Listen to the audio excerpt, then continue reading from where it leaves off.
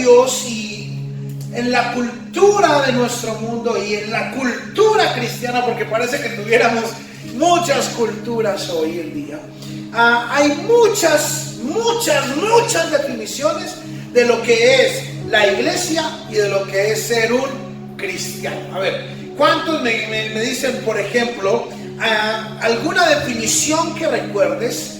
Y vamos a cerrar de pronto el círculo un poco, pero vamos a ver, alguna definición que encontremos en la Biblia, alguna definición puede ser incluso del Nuevo Testamento de lo que es ser un cristiano. A ver, por lo menos aquellas cosas que Jesús dijo que nosotros éramos. A ver, ¿quién recuerda algo?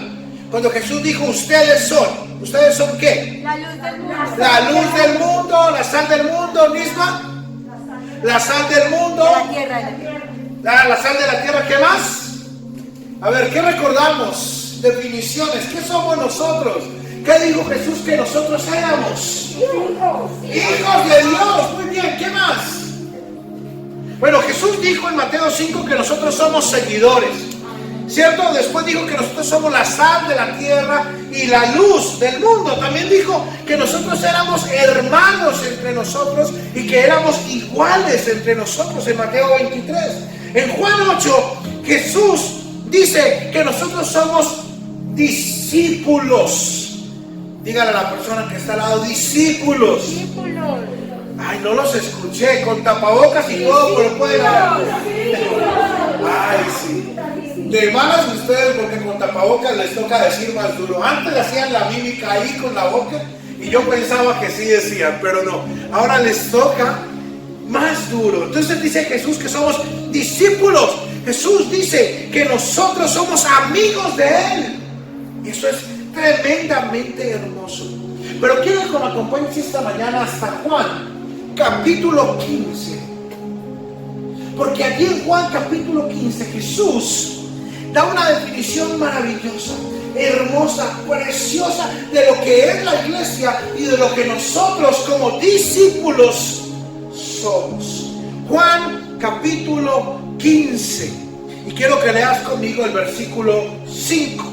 Juan capítulo 15, versículo 5. Excelente. Muy bien, ahí ya lo van a tener en pantalla. Dice el Señor Jesús: yo soy la vid y ustedes son la rama. ¿Pueden leerlo conmigo? Dice el Señor Jesús: yo soy la vid y ustedes son las ramas. El que permanece en mí como yo en él dará mucho fruto. Separados de mí no pueden ustedes hacer nada. Vamos a orar.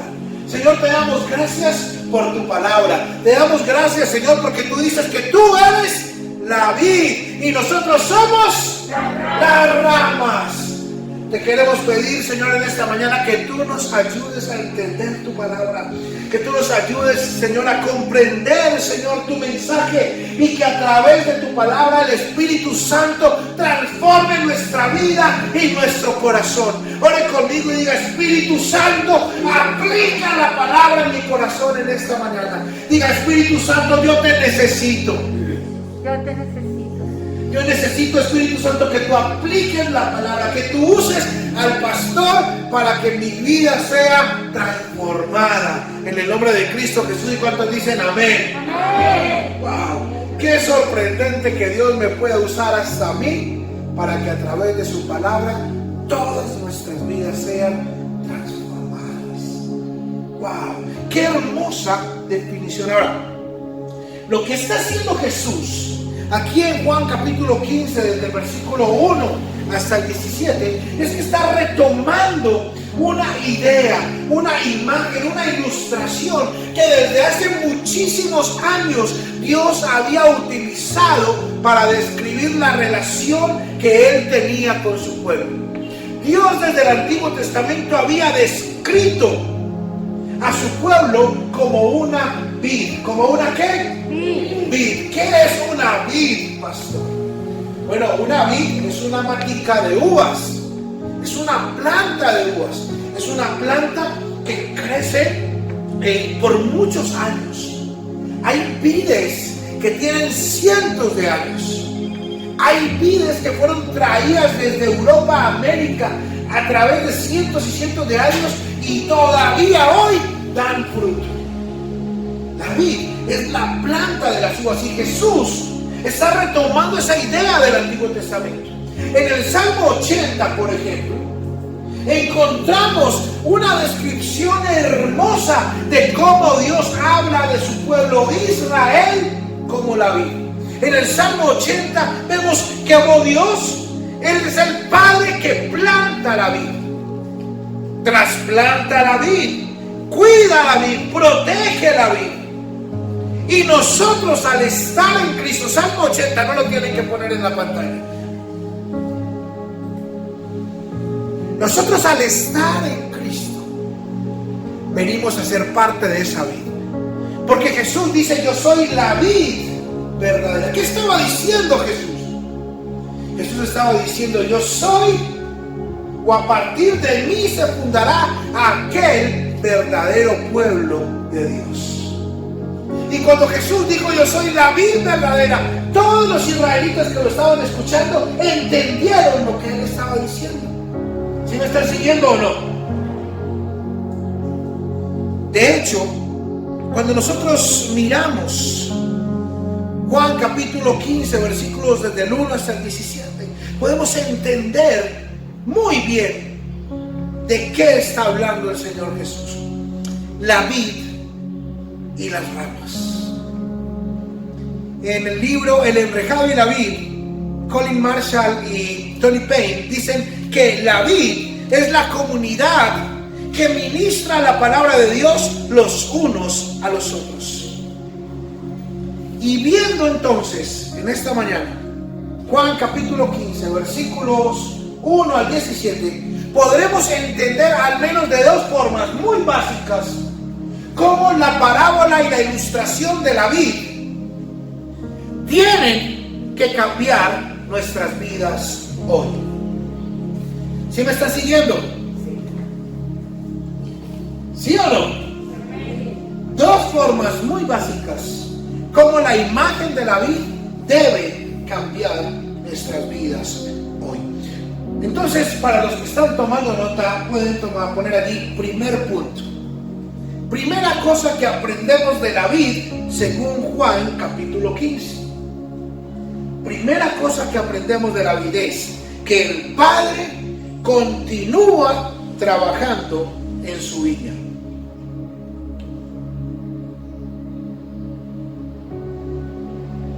El Padre continúa trabajando en su viña. Mira lo que dice en el versículo 1. Juan capítulo 15, versículo 1 dice, yo soy la vid verdadera y mi Padre es el labrador. Cuando yo tenía como unos 8 años, mi abuela, la mamá de mi mamá, compró una pequeña finca en el oriente de Antioquia. Y cada semana íbamos allí a la finca. Y cada vez que íbamos a la finca, como yo era el nieto mayor, pues tenía la responsabilidad de ayudar. Y yo recuerdo que cuando compramos esa finca, el terreno era quebrado, el pasto era descuidado, no había sembrados, bueno, estaba en una condición muy mala esa finca. Pero yo recuerdo que para la época más o menos, mi abuelo, el esposo de mi abuela, que vivía en Estados Unidos en ese entonces, se vino a vivir a Colombia. Y adivinen a dónde se fue a vivir. A la finca, hermano. Y aunque había mayordomo, había gente que cuidaba y trabajaba en la finca, mi abuelo se encargaba de esa finca. Todos los días mi abuelo se levantaba antes de las 5 de la mañana. Cuando íbamos a la finca, en un comienzo obviamente no había calentador de agua. Y el oriente de Antioquia, por decirlo así, es como vivir en Salento, un poquito más frío. Era la finca.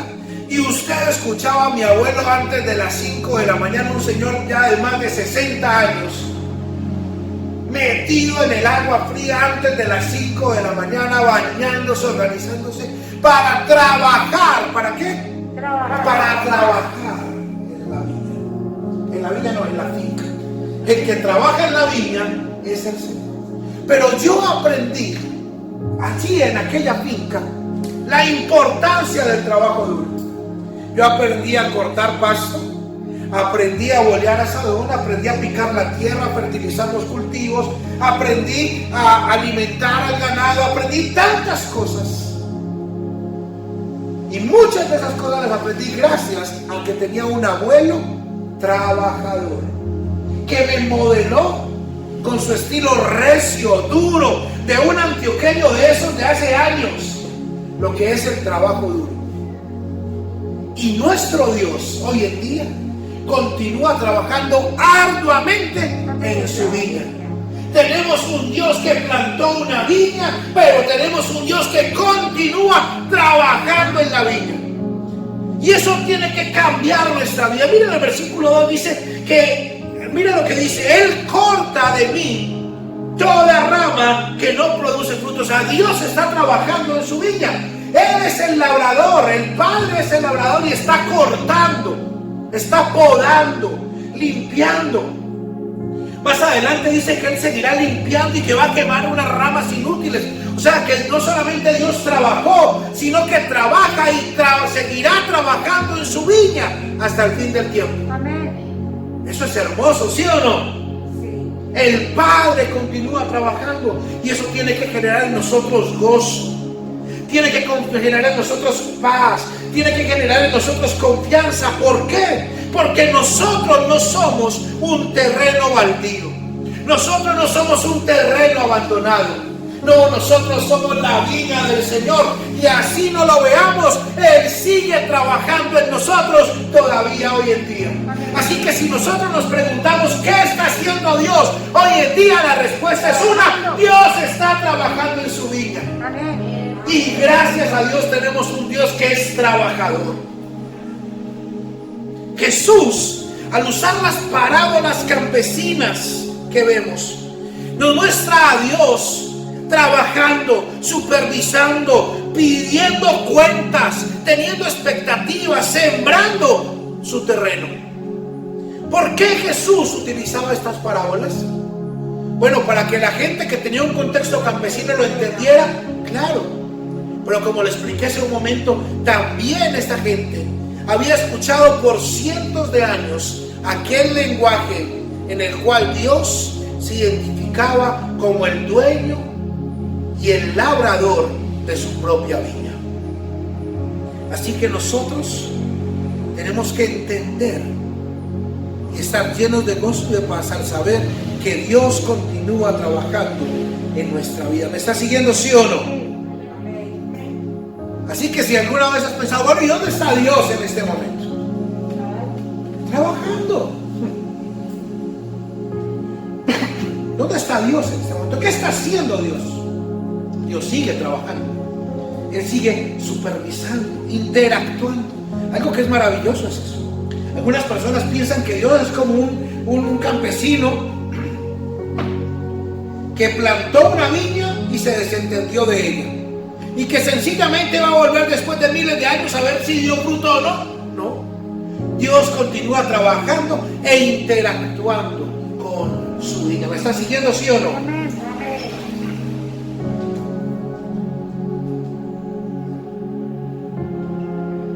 Miremos algunas formas en las cuales Dios está trabajando en la viña hoy en día. Lo más obvio que acabamos de leer es que Dios limpia su viña. Él está cortando. Mira lo que dice allí el versículo 2. Él corta de mí toda rama que no produce fruto y poda las ramas que sí dan fruto para que den aún más. ¡Wow! ¡Qué hermosa figura! ¡Qué bello! Dios está trabajando. Y Dios está trabajando para traer claridad en quiénes son verdaderamente sus hijos. Así que lo que nosotros vemos muchas veces como una pérdida en nuestra vida o como una pérdida en la iglesia es la obra de Dios, que está evidenciando quiénes verdaderamente son sus hijos. Y esa limpieza de Dios, ¿con qué se relaciona directamente? A ver, ¿qué ven ustedes allí en el texto? en el versículo 2. ¿Con qué se relaciona? Pongamos el versículo 2 aquí en pantalla. ¿Con qué se relaciona la labor de limpieza de Dios? Con el fruto. Se relaciona directamente con el fruto producido. Porque Dios sigue todavía hoy en día teniendo expectativa acerca de su vida. Amén. ¿Creen ustedes que Dios tiene expectativa de la iglesia todavía hoy? Claro. Dios tiene una expectativa de la iglesia, de cómo va a actuar la iglesia, de que la iglesia produzca un fruto todavía aún en medio de la pandemia. ¡Lo tiene! Amén. Amén. Y el fruto que nosotros produzcamos va a evidenciar quiénes nosotros somos o quiénes nosotros no somos. Ahora, mira el versículo 3 porque es maravilloso. Ustedes, bueno, voy a leerlo con ustedes en la pantalla para no tener dos versiones. Ustedes ya están limpios por la palabra que les he comunicado. Permítame, se lo leo en la Nueva Traducción Viviente. Dice así: ustedes ya han sido podados y purificados por el mensaje que les di. ¡Wow! ¿Cuántos sabían que ya han sido podados? Ay, mucho.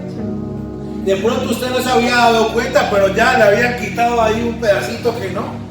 Y Dios todavía lo sigue podando y lo sigue limpiando y purificando. Ahora, ¿por qué? ¿O por qué medio Dios nos purifica y nos poda?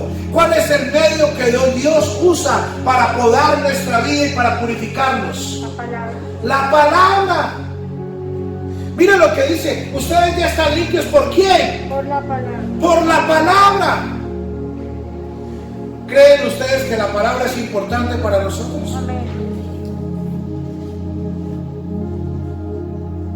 Así que Dios, a través de su palabra, nos poda y nos purifica, nos limpia.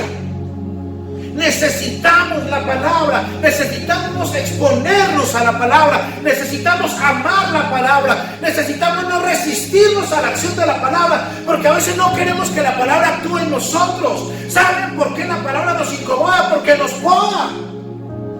¿Saben por qué muchas veces los cristianos dejamos de leer la palabra? Porque nos incomoda. No nos gusta que la palabra nos quite cosas que nosotros quisiéramos tener. No nos gusta que la palabra nos quite formas de pensar, de actuar, de vivir, de hablar que nosotros quisiéramos conservar. No nos gusta que la palabra nos quite cosas que nosotros pensamos que son muy buenas. Pero resulta que a Dios no le gusta. Resulta que eso está impidiendo que es el fruto correcto. Entonces Dios no poda de tu vida a través de la palabra, pero nosotros lo resistimos. ¿Sí me están siguiendo? No podemos. Presta atención a esto. Esto es importante. No podemos ser injertados en la vid sin antes haber sido podados y purificados. Ay, ay, ay, diga ay, ay, ay. Así que si a usted no le gusta ser podado y purificado, probablemente usted todavía no esté en la vida. Hay muchas personas que piensan que viniendo a la iglesia ya están en la vida, pero no se han dejado podar, no se han dejado purificar, no permiten que la palabra actúe, quieren vivir como ellos quieren. Entonces de un momento a otro se dan cuenta que están como sequitos y ven al resto de la gente, y la gente verdecita y ellos como sequitos y así todos raquíticos, como que si dan fruto. Ay, ¿qué estará pasando con mi vida? Esta no es la iglesia. No, resulta que es que usted todavía no es de la vida, hermano. Resulta que usted ni siquiera ha sido injertado. Cuando alguien va a hacer un injerto, por ejemplo en un palo de aguacates, ¿a cuánto les gustan los aguacates injertos? ¿Sí o no? Ahí al frente de Laureles, y lo va a hacer el comercial, se parquea Margarita. Margarita le decimos la negra, y Margarita vende unos aguacates. ¡Wow! Los aguacates. Ya no vende aguacates, los aguacates. Deliciosos. Son aguacates que son bien cuidados, bien cultivados, y muchos de esos aguacates son injertos. Cuando alguien va a injertar una planta, tiene primero que cortar, y tiene que limpiar y desinfectar y luego vendar para que esa ramita que está entrando en la planta nueva no vaya a ser rechazada, no se muera, no le entre un hongo. Y Dios no va a injertar su vid, la vid verdadera, con ramas impuras. Usted puede ser muy olivo silvestre y todo, pero Dios primero lo va a cortar, lo va a limpiar y después lo va a injertar en su vida. ¿Sí o no? Diga, Así que tenemos que revisarnos. ¿Qué otra cosa está haciendo Dios hoy en día? Está nutriendo su vida. Diga, nutriendo. ¿Y cómo lo nutre? A través de la palabra. En Efesios capítulo 5, versículo 26, cuando el apóstol Pablo hace la analogía del matrimonio con la relación que Dios tiene con nosotros, dice que Dios está limpiando y purificando a la iglesia con la palabra. Así que necesitamos la palabra para ser purificados, para vivir una vida de santidad, pero también al mismo tiempo para nutrir nuestras vidas. La palabra nos limpia y la palabra nos nutre. ¿Sí me están siguiendo o no? En Romanos capítulo 11, el apóstol Pablo desarrolla esta imagen de la injerción en la vida.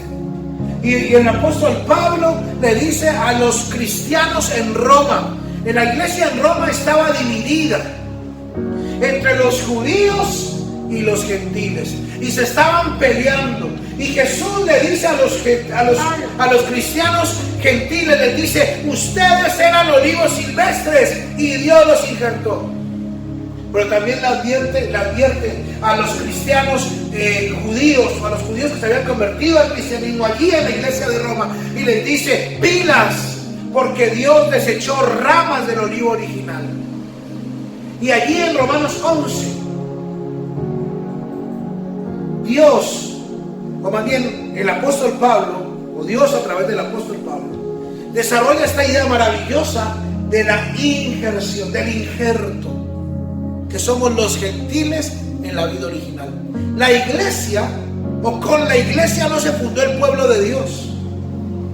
La iglesia sí comenzó en Pentecostés, pero la iglesia no es el primer pueblo de Dios. No, Dios ha tenido un pueblo de Dios desde hace muchos años, y era la vida.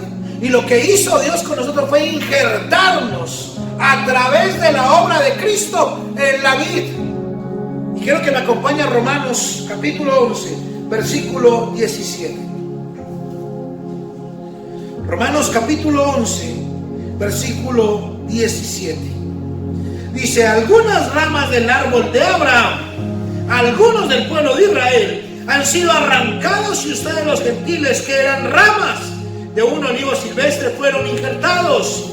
Así que ahora ustedes también reciben la bendición de Dios que Dios prometió a Abraham y a su hijo, con lo cual comparten con ellos el alimento nutritivo que proviene de la raíz del olivo especial de Dios. Qué hermosa imagen. A ver cómo dice la Nueva Versión Internacional. Ahora bien, es verdad que que algunas de las ramas han sido desgajadas, y que tú, siendo de olivo silvestre, has sido injertado entre las otras ramas. Ahora participas de la savia nutritiva de la raíz de olivo. Dios mismo sigue nutriendo nuestras vidas. Hemos sido injertados y somos nutridos por Dios. Así que tú y yo tenemos una responsabilidad, y es que aceptar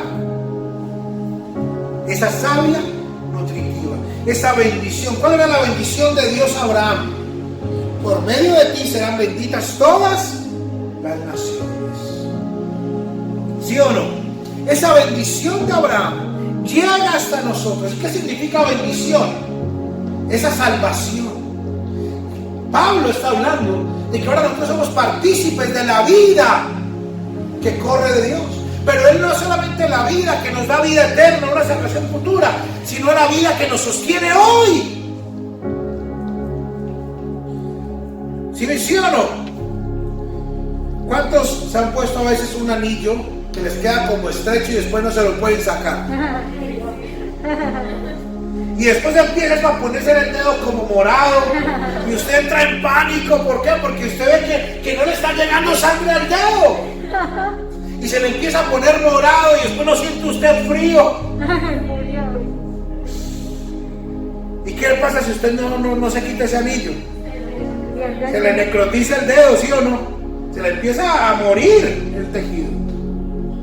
Así que si usted y yo no aceptamos, no permitimos que esa savia fluya hasta nosotros, empezamos a secarnos, hermano.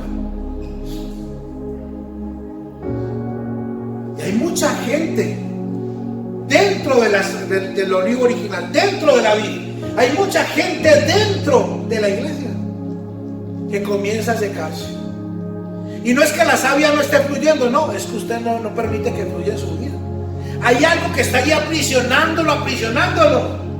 Hay tantas cosas que lo están rodeando que no permiten que esa savia llegue a usted. Jesús lo describió en estas palabras en Mateo capítulo 13.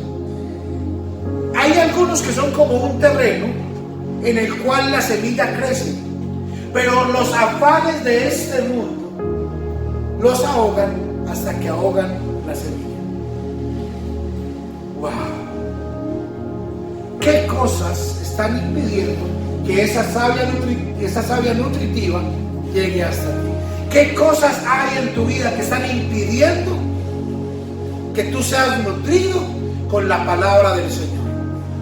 Y tú tienes que tener mucho cuidado y permitir que Dios obre en tu vida para que no te seques. ¿Me están siguiendo, sí o no?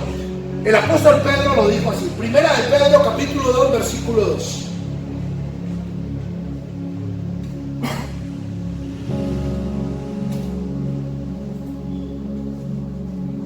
Dice el apóstol Pedro: deseen con ansias la leche pura de la palabra de Dios. ¿Deseen cómo?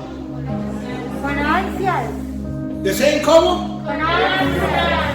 Con ansias. ¿Quién ha deseado algo con ansias? ¿Quién ha deseado algo con ansias? ¿Sí o no?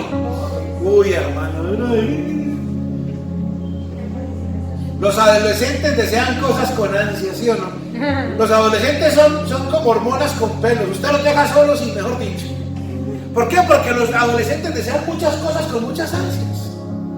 Los niños chiquitos desean cosas con ansias. ¿Cuántos tienen niños chiquitos?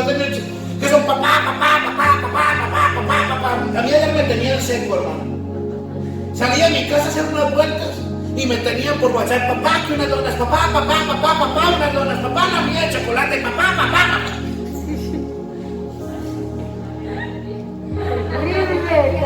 Yo no sé por qué miran a Isa, no sé.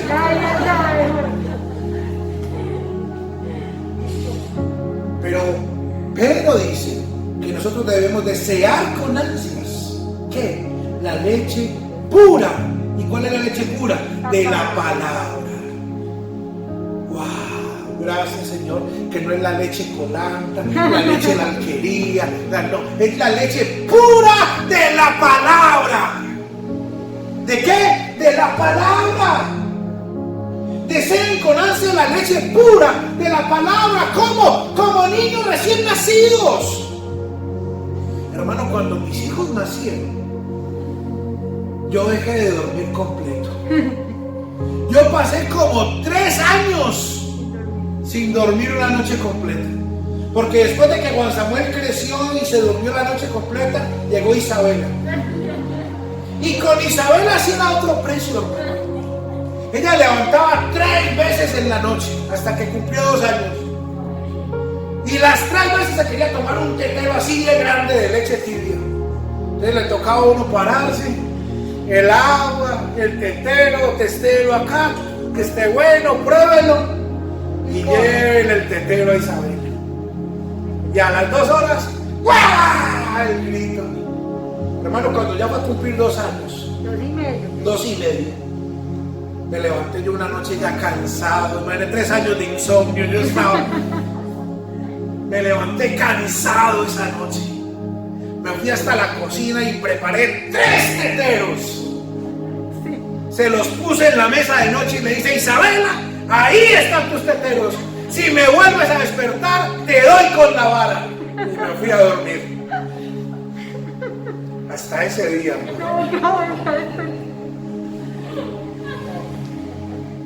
Deseen como niños recién nacidos la leche pura de la palabra. Así por medio de ella crecerán en su salvación. ¿Qué es crecer en su salvación? Dar fruto. Dar el fruto que Dios espera que nosotros demos. ¿Y cuál es el fruto que Dios espera que nosotros demos? Porque es que esa es la pregunta. Entonces eso me lleva al segundo punto. Y es que nosotros somos parte activa de la vid. O sea, usted no es el apéndice de la vid. Usted, por más chiquito, paupérrimo, pequeño que se crea, usted no es el apéndice de la vid. No, usted es una parte activa de la vid y Dios tiene una expectativa con usted.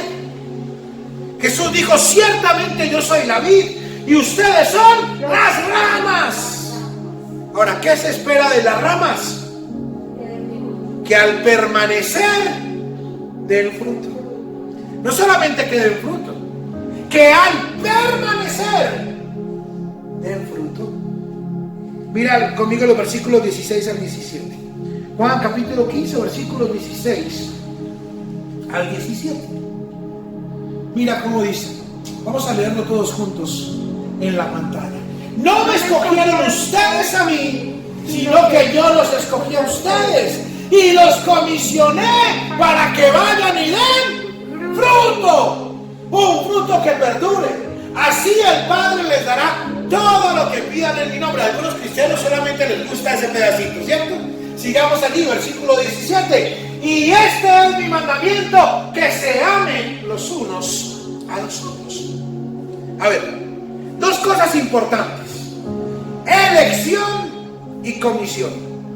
¿Quién escogió a quién? Dios escogió. Usted no dijo: ay, yo me voy a meter en esa abismo. Usted dijo: ay, yo me voy a injertar, me voy a pegar un clavado en Dios. Usted no, ay, no, yo me voy a volver cristiano porque eso es muy bueno. No. Así usted haya pensado que usted tuvo la iniciativa de la elección la tuvo soberanamente Dios. Amén. ¿Quién escogió a quién? Dios. Dios. Dios, somos injertados en la vid por la voluntad mía o por la voluntad de Dios. Por la voluntad de Dios. Entonces la elección es una cosa, pero la otra también es la comisión. Yo los he comisionado para que den fruto. Entonces miremos algunas cosas acerca de esto. Primero es que el fruto es la evidencia de quiénes nosotros somos. ¿Sí o no? En el 15:8 dice lo siguiente: cuando producen mucho fruto, demuestran que son mis verdaderos discípulos, y eso le da mucha gloria a mi Padre. Mi Padre es glorificado, dice en la pantalla, cuando ustedes dan mucho fruto y muestran así que son mis discípulos. Entendimos por fin que uno ser una rama es ser un discípulo. Uno ser una rama es ser un ¿qué? Un discípulo. Un discípulo. Es que no hay otra denominación de ramas. Si usted es un discípulo, usted es una rama. Si usted es un discípulo, usted da fruto. Pero usted no puede ser una rama si usted no es un discípulo. Y si usted no da fruto. Es que a mí no me gusta eso de ser discípulo. Yo prefiero ir a la iglesia así como sin compromiso. Yo prefiero conectarme y ver la prédica. A mí no me gusta que me llamen, a mí no me gusta llamar, a mí no me gusta conectarme en una reunión de discipulado, a mí no me gusta que nadie me pida cuentas. Entonces usted no es una rama. Y no se asombre, porque ahí viene el papá que es bien trabajador, con la rula en la mano, mijo, a cortar todo lo que no es rama. Una de las cosas que aprendí con mi abuelo en esa finca fue a limpiar lotes. Esa finca tenía una cañada en un lote arriba, y esa cañada estaba llena de algo que parece vid, pero que no es vid. Estaba llena de zarzas. ¿Cuántos han visto una zarza? Sí. ¿Han visto una zarza alguna vez? Sí. Una zarza es una enredadera, como un reno. Y eso, usted parece que eso es una mata muy grande, ¿no? Pero eso no da fruto de ninguna clase. Eso está seco. Eso ahoga todas las plantas porque se monta entre todas y comienza a ahogarlas. Y está lleno de espinas. ¿Y qué dice la Biblia que hace Dios con la zarza? La corta y la quema. Ay, ay, ay, diga, ay, ay, ay. Es como cuando Jesús utiliza otra parábola y dice que en el terreno actualmente hay trigo creciendo, pero también hay cizaña. Y que cuando llegue el momento preciso, entonces Dios va a cortar ambos, va a beneficiar el trigo, o sea, lo va a cosechar. ¿Y qué va a hacer con la cizaña? Con la zarza la va a quemar. Pero hay mucha zarza que está muy confiada porque piensa que está creciendo al lado del trigo, la va a salvar de la candela. Ay, ay, ay. Mensaje impopular, ¿sí o no? Así que si somos discípulos, somos ramas. Si somos ramas, somos discípulos. No podemos pensar que somos lo uno sin ser lo otro. ¿Y cómo se evidencia eso? Por el fruto que nosotros damos. En otra ocasión Jesús dijo, por sus frutos los conoceréis. ¿Qué significa eso, hermano? Que un palo de papayas no da naranjas. Usted no le puede arrimar a un guayabo para bajar mandarinas, ¿sí o no? Si usted ve un palo, hermano, usted va caminando por la montaña y se encuentra con un palo y se encuentra una papaya colgada, usted no puede pensar que eso es un naranjo. Usted no puede decir, uy, qué naranja tan rara, hombre. No solo es una naranja rara, es una papaya. Y es un palo de papaya. Porque por sus frutos los conoceréis. ¿Me están siguiendo, sí o no? ¿Qué tenemos que hacer nosotros? Recibir y atesorar la palabra para poder permanecer. Nota que Jesús dice, si ustedes permanecen en mí y mis palabras en ustedes. Hermano, si la palabra de Dios no permanece en usted, usted no va a permanecer en Cristo. Va a llegar el tiempo, como dijimos hace un momento, que usted se va a secar tanto que ¿qué va a pasar? Se va a caer. Un día usted se va a despertar y uy, ¿qué pasó? No estoy colgado en el árbol. Usted no permitió que la palabra permaneciera en su vida. Y el mandato es muy sencillo y es muy claro. Miren los versículos 12 y 13. Este es mi mandamiento: ámense los unos a los otros de la misma manera en que yo los he amado. No hay un amor más grande que el dar su vida por sus amigos. Wow. ¿Cuál es el mandato que tenemos? Amor. Amarnos. ¿Y cómo nos amó Jesús? Dando su vida. ¿Qué más dio Jesús? Hay dos cosas que da Jesús en este pasaje. ¿Qué da Jesús? Miren conmigo ahí en el versículo 13. ¿Qué da Él? ¿Qué da Jesús aquí? La vida. Da su vida. Y en el versículo 2, ¿qué da Jesús? Perdón, en el 3. En el versículo 3, ¿qué da Jesús? El mensaje que les he comunicado. Me gusta esta versión porque dice el mensaje que les di, que les he dado. Jesús da su vida, Jesús da el mensaje. Esa es la forma en la cual Jesús nos amó y es la forma en la cual Jesús espera que nosotros nos amemos. O sea, tenemos una responsabilidad como ramas, y es que a través de nosotros puedan ser añadidas otras ramas, y que a través de nosotros otras ramas sean nutridas y otras ramas puedan dar fruto. Porque es que una rama no es la parte final del árbol, no, una rama que crece como algo pequeño, se engrosa y de esa rama salen otras ramas que se alimentan de esa rama, la cual se alimenta de la raíz original. Así que nosotros tenemos una responsabilidad, y es que dar fruto, para que otros puedan añadirse a través de nuestra acción o de nuestra obra, de nuestra comisión, de nuestro mandato, de nuestro fruto a la rama original.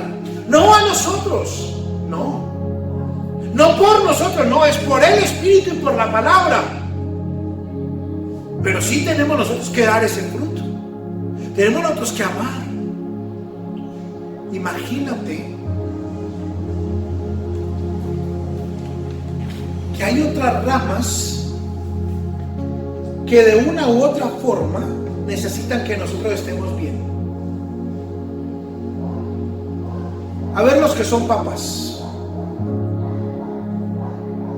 Tus hijos tienen una relación personal con Dios, no dependen de ti. Pero como tú vives, como tú actúas, sí va a definir de alguna forma cómo tus hijos entienden, ven y viven a Dios.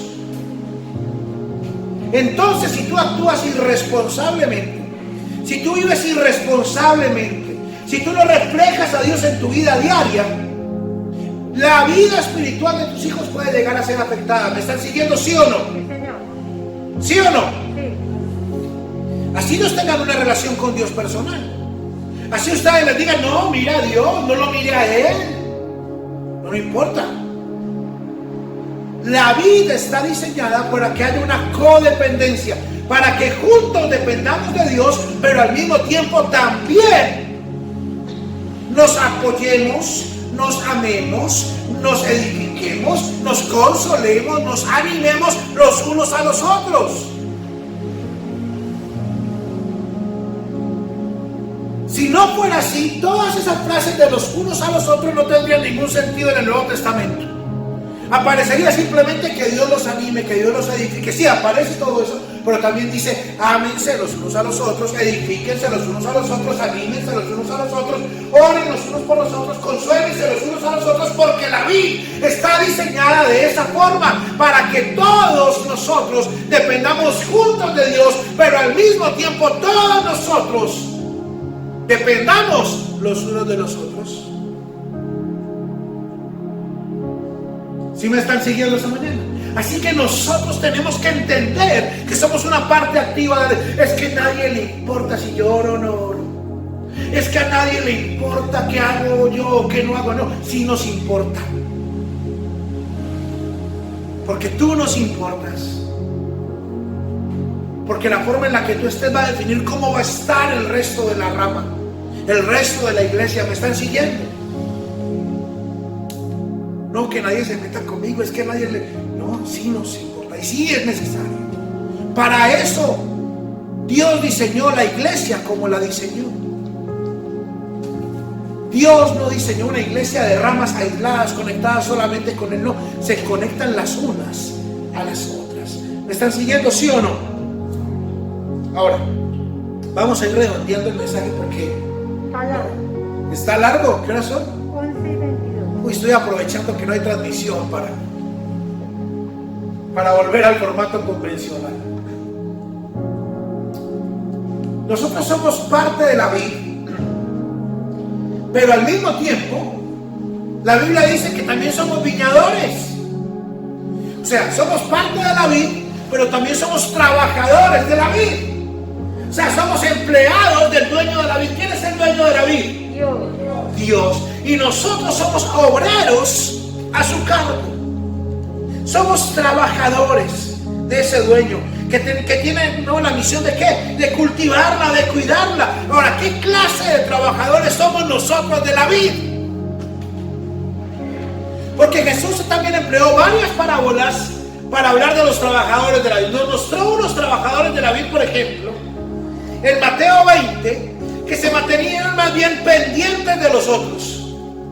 En Mateo 20 Jesús nos muestra unos trabajadores de la vid que estaban pendientes de cuánto trabajo hacían los otros, de cuánto le iban a pagar a los otros. Y cuando vieron que a los otros que habían hecho menos trabajo que ellos les iban a pagar lo mismo, se pusieron bravos, porque eran envidiosos. Vivían pendientes del otro, no para ayudarlo, no para animarlo, no para orar por él, no para triquitarlo. Es que en mi familia tenemos la palabra de triquitón, no criticón, sino triquitón, porque así decían mis primos cuando eran chiquitos. No podemos ser esa clase de trabajadores que la pasan juzgando a los, ay Señor, ¿y por qué a él sí le das y a mí no? Vivimos con envidia, competimos con el otro, queremos sacar mejor provecho, creemos que merecemos, que por el hecho de estar trabajando en la viña merecemos más que nosotros. En Mateo 21, en el siguiente capítulo, Jesús presenta otra clase de trabajadores.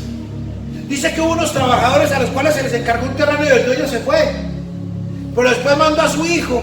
Pues mandó primero a un trabajador a preguntar cómo iban y lo mataron. Después mandaron a otro y lo mataron. Después mandó al hijo y también lo mataron.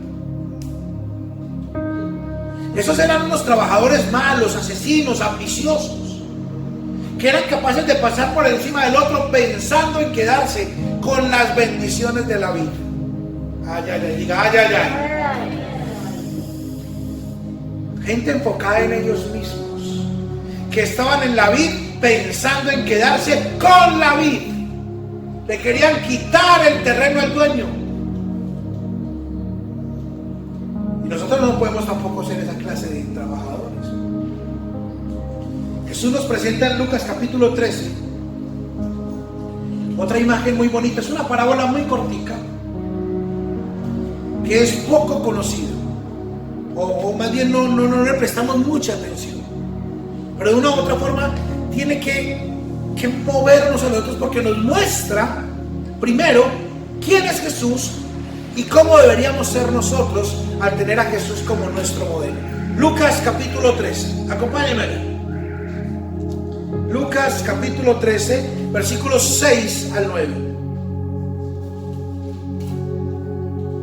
Es una parábola que son solamente 4 versículos. Dice: entonces les contó esta parábola. Un hombre tenía una higuera plantada en su viñedo, pero fue a buscar fruto en ella y no encontró nada en ella, como nosotros a veces, ¿cierto? Así que le dijo al viñador: mira, ya hace 3 años que vengo a buscar fruto en esta higuera y no he encontrado nada. ¡Córtala! ¿Para qué ocupar terreno? Señor, le contestó el viñador, déjala todavía 1 año más para que yo pueda cavar a su alrededor y echarle abono. Lea conmigo el versículo 9. Así tal vez en adelante dé fruto, si no, córtala. Mire cómo dice acá en la Nueva Traducción Viviente, me gusta el versículo 8. El jardinero, y me gusta la parábola o la traducción, la expresión de jardinero, porque tal vez para nosotros es más cercana que el viñador, ¿cierto? Nos imaginamos un viñador es como un tipo raro que trabaja por allá cogiendo uvas, ¿no? Un jardinero. En el conjunto en que yo vivo tenemos un jardinero que es un ejemplo. Don Román es un hombre cristiano. Don Román es un hombre que trabaja impresionante. Es una sola persona de mantenimiento y mantiene ese conjunto impecable. No ves una basura, él todos los días pasa, recoge, arregla los jardines. Es una persona diligente. Me encanta la imagen del jardinero. Cuando yo leo jardinero pienso en Don Román. El jardinero respondió: Señor, dale otra oportunidad, déjala por 1 año más. ¿Y qué dice? Y le daré un cuidado especial y mucho fertilizante. Si el año próximo no da higos, pues bien, y si no, entonces puedes cortarla. Qué hermosa imagen. Eso nos muestra a quién, a Jesús, obviamente, pero también nos muestra cómo deberíamos ser nosotros. ¿Qué tiene que hacer un buen trabajador de la viña? Darle cuidado especial y darle nutriente. ¿Qué tenemos que hacer nosotros? Amarnos y cuidarnos unos a otros, ¿cierto? Dando la vida los unos por los otros y compartir constantemente el mensaje de Dios los unos a los otros, nutriéndonos, para que así todos podamos dar fruto. Qué imagen bonita, ¿no? ¿No les parece? ¿Sí o no? Si nosotros no hacemos nuestro trabajo, si nosotros no hacemos lo que nos corresponde, habrá partes de la vida que serán desatendidas, se marchitarán y eventualmente caerán, otras no serán injertadas. La iglesia es un organismo vivo, que hay codependencia a Dios, lo necesitamos los unos a los otros. La imagen de la vida tiene que cambiar nuestra forma de ver la iglesia, de vernos a nosotros mismos. La iglesia no es la gente con la que me reúno, porque a veces decimos, no, yo sé que la iglesia no son las cuatro paredes, la iglesia es la gente con la que me reúno. No, la iglesia es un organismo vivo, es un cuerpo y lo necesitamos. Nosotros entonces vemos a un padre trabajador, pendiente de su niña, que planta, que injerta, que cuida, que nutre. Y eso nos tiene que llenar a nosotros primero de alegría. Tenemos que estar tranquilos y tener gozo porque Dios sigue trabajando en nosotros, pero al mismo tiempo tiene que llevarnos de responsabilidad, llenarnos de responsabilidad de permanecer y de dar fruto. ¿Cómo? Amándonos, dando la vida los unos por los otros y dando el mensaje que nutre y nos nutre todavía hoy en día. Eso tiene que cambiar nuestra forma de vivir. Esta semana tenemos que vivir con la conciencia. Venga, es que yo no soy una rama caída, yo no soy planta de otro jardín, no, yo soy parte de la iglesia y no necesitamos. Y para ser rama, o al ser esa rama, demostraré que soy un verdadero discípulo de Jesús. Que Dios nos ayude a ser verdaderos discípulos que dan abundante fruto para Dios, que dan abundante fruto para el Señor. Póngase sobre sus pies esta mañana.